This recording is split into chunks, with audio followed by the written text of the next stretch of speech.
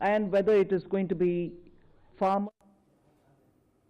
केंद्रीय मंत्री कृष्णपाल गुर्जर जी हमारे साथ में मौजूद हैं। कृष्ण जी, जिस तरीके का बजट पेश हुआ है, ऐसा लग रहा है कि मध्यम वर्गीय परिवार की तो लॉटरी खुल गई है। देखिए, निश्चित तौर पर मध्यम वर्ग का इस देश के विकास में बहुत बड़ा योगदान है। आज भारत अगर तेजी से आगे बढ़ रहा है तो उसमें किसान का और इस देश के मध्यम वर्ग का बहुत बड़ा योगदान है। और प्रधानमंत्री जी ने जैसे अब से 2 रोज पहले कहा था कि मध्यम वर्ग इस देश के विकास में बहुत बड़ी भूमिका अदा करता है, आज इस बजट में वो झलकता है कि प्रधानमंत्री जी ने मध्यम वर्ग का विशेष तौर पर इस बजट में ख्याल रखा है और उसको बहुत बड़ी करों में राहत देने का काम किया है। सिर्फ 12 लाख रुपए तक की छूट थी। आपको लगता है कि ये तो किसी ने सोचा भी नहीं था? देखिए, मैं ये तो कहता हूँ, ये वो प्रधानमंत्री हैं जो कोई नहीं कर सकता, वो नरेंद्र मोदी करके दिखाते हैं। देखिए, कृष्णपाल गुर्जर जिनका कहना है कि जो कोई नहीं सोच सकता वो करके दिखाया नरेंद्र मोदी ने, और मध्यम वर्गीय परिवारों का देश के विकास में काफी योगदान है, उनको राहत दी गई है। Sanjay Sharma, India news, Delhi. हमारे साथ पप्पू यादव हैं। सर, आज बजट में बिहार को काफी कुछ दिया गया है और कहा जा रहा है कि मखाना बोर्ड ये सब सारा बनाया जाएगा। अच्छा, बिहार को क्या दे दिया गया? ईंट के मुंह में जीरा का फोरन। हम मांग रहे हैं आपसे विशेष राज, हम मांग रहे हैं विशेष पैकेज, हम मांगते हैं आपसे हाई डैम, हम मांगते हैं आपसे, आपने एक हम लोग का डिमांड था मखाना बोर्ड। मैं इसके लिए थैंक्स दूंगा, बधाई दूंगा कि मखाना बोर्ड, लेकिन मखाना का जो ट्रेडिंग है, मखाना का जो सेंटर है, इस पर हम लोग को बहुत काम करने की ज़रूरत है। मखाना को बढ़ावा दिया जाएगा, तो इसीलिए मेरा बिल्कुल साफ है, जो डिमांड लगातार सरकार भी हम लोग भी करते रहे हैं, उसमें बिहार को सुन पर मिलती। ग्रीनफील्ड एयरपोर्ट्स की बात हो रही है, उसके बाद कोसी परियोजना भी बजट दिया गया। भैया, कोसी तो पहले ही, कोसी के जो पैसे दिए गए थे केनाल, बस उसी केनाल को फिर दोबारा आप बजट में बोल रहे हैं। एक बात को 3 बार बोलना, पहले भी कोसी प्रोजेक्ट पर बजट पर आप बोल चुके हैं। आप, मुझे तो समझ में नहीं आता है कि भाई आप एक ही बजट को, एक ही बार को, एक ही पुल को कितने बार दोहराते रहिएगा, कितना बार बिहारी को आवाज करते रहिएगा, ये कौन सा चीज है? टैक्स में बड़ा बदलाव किया गया, 12 लाख का छूट। अच्छा, एक बात आप हमको बताइए, 10 लाख से 12 लाख, 10 लाख से 12 लाख, 2 लाख, आप इसको देखिए ना भैया, आप वो स्थिति देखिए ना। और उसके बाद आप 25 लाख को 30% अन टैक्सेस को बढ़ा दिया, तो कान ऐसे ना पकड़ो, ऐसे पकड़ो।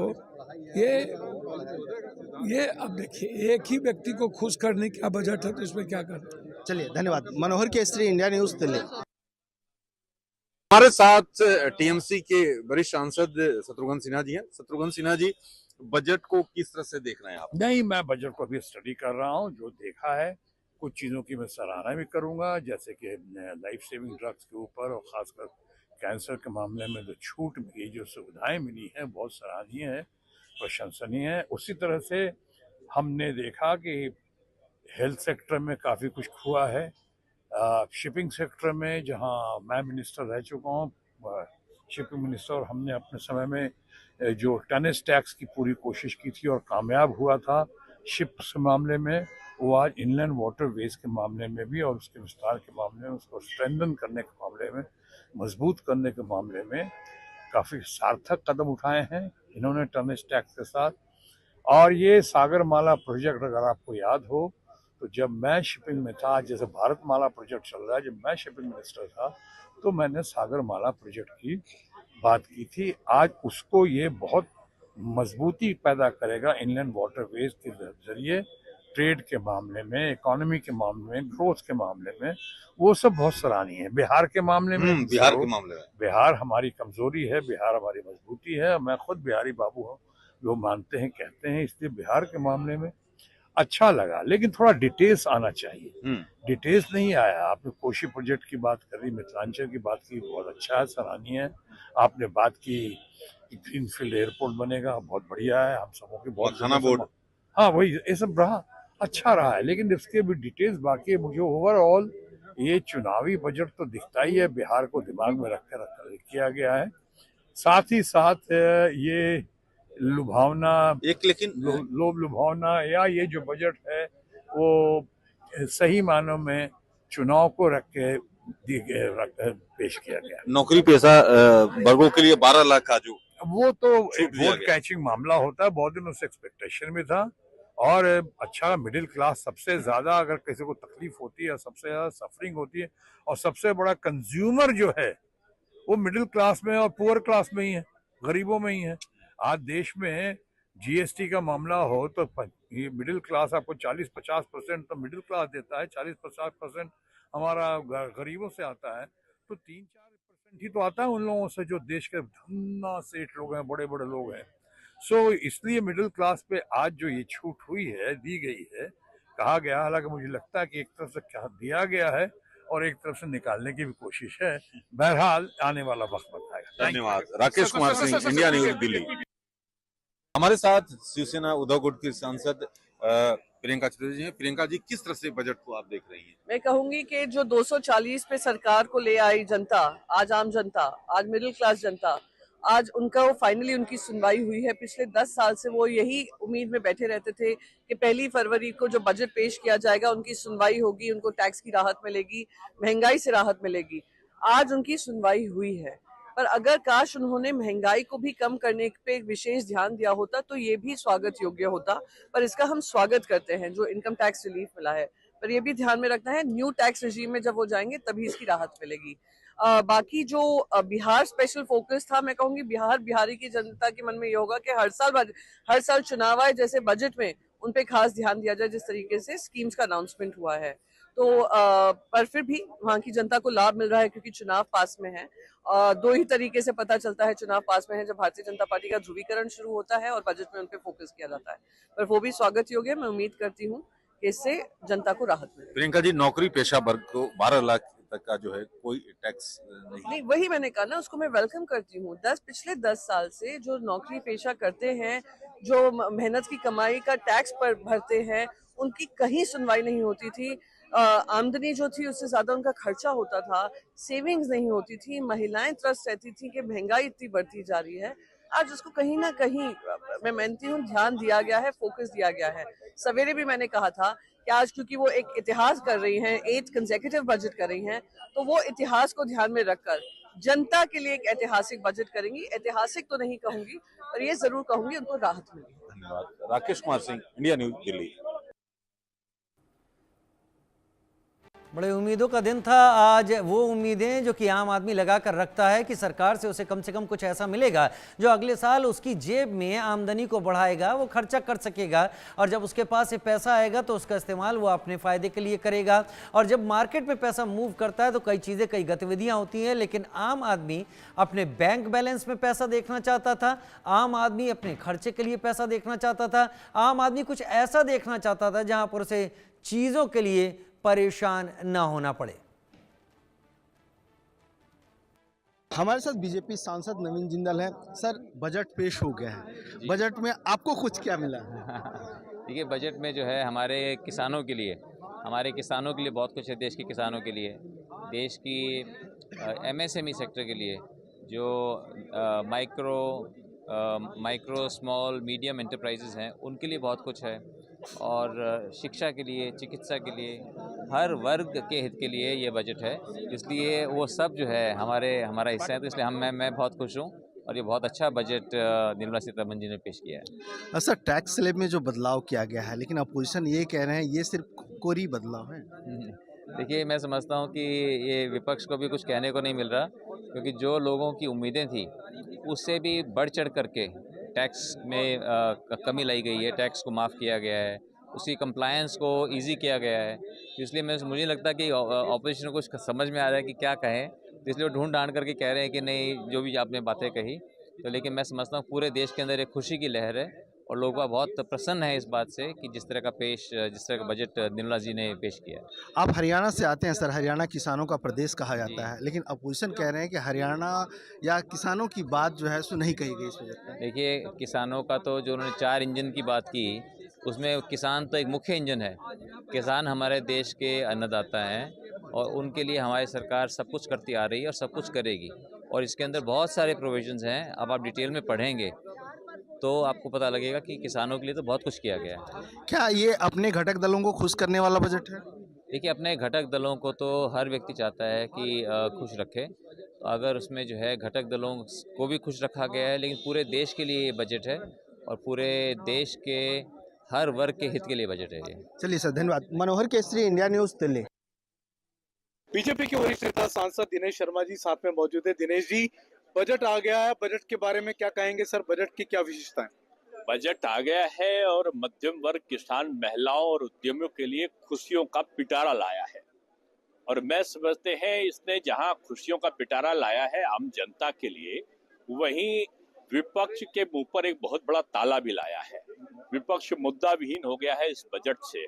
और मैं कह सकता हूं कि जहां 12 लाख तक की आमदनी वाले लोग अब टैक्स से मुक्त होंगे, मैं समझता हूं ये उनके लिए किसी प्रकार शादी विवाह का जैसे खुशियां होता है उससे कम नहीं है मध्यम वर्गीय के लिए। और टैक्स का स्लैब तो आश्चर्यजनक तरीके से हम लोग भी व्यक्तिगत होकर सोचते थे कि कहीं 10 लाख तक हो जाए तो बहुत अच्छा होगा। ये तो बढ़कर 12 लाख से भी हो गया ऊपर। और साथ में 12 से 16 लाख तक की इनकम पर 15%, 16 से 20 पर 20% और 20 से 24 पर 25% और 25 से ज्यादा पर 30%। यानी अद्भुत है। लेकिन दिनेश जी, कांग्रेस के नेता कह रहे हैं कि इनकम होगी तो लोग टैक्स देंगे, लेकिन बेरोजगारी पर तो फोकस ही नहीं किया, नौकरी तो दी नहीं। इनको ये नहीं पता कि जो आईआईटी में जो 23 आईआईटी में छात्रों की दुगनी सीट करना, आईआईटी में 3500 सीट को बढ़ा देना, लेदर का जो इंडस्ट्री स्कीम एक लाना जिसमें 22 लाख की नौकरियां होंगी, स्टार्टअप को बढ़ाकर 10,000 करोड़ का फंड क्रिएट करना और 20 करोड़ तक का ऋण के उपलब्ध कराना, तमाम नौकरियों नहीं रोजगार सृजन का केंद्र बनेगा। और उसी तरीके से महिला को उद्यमी बनाने का जो लिया है, डेयरी मत्स्य में 5 लाख तक का ऋण है। और 3 AI जो एक्सीलेंस सेंटर है 500 करोड़ का है और उसमें अलग रोजगार सृजन की बात है। सस्ती की गई है जो दवा, जीवन रक्षक दवा, यानी स्वास्थ्य पे तो इतना बड़ा काम हुआ है कि अलग है। 120 नए एयरपोर्ट 10 सालों में। ये मैं समझता हूँ कि इंफ्रास्ट्रक्चर के साथ साथ जो डेवलपमेंट प्रोसेस है उसको बढ़ाने वाला है। टूरिज्म साइट्स जो है 50। दिनेश जी, ये भी कहा जा रहा है कि बिहार पर फोकस किया गया क्योंकि वहां पर बिहार आपके एनडीए का अलायंस है। बिहार नहीं जाओ, जो कम डेवलप होगा उसको ज्यादा डेवलप करना है।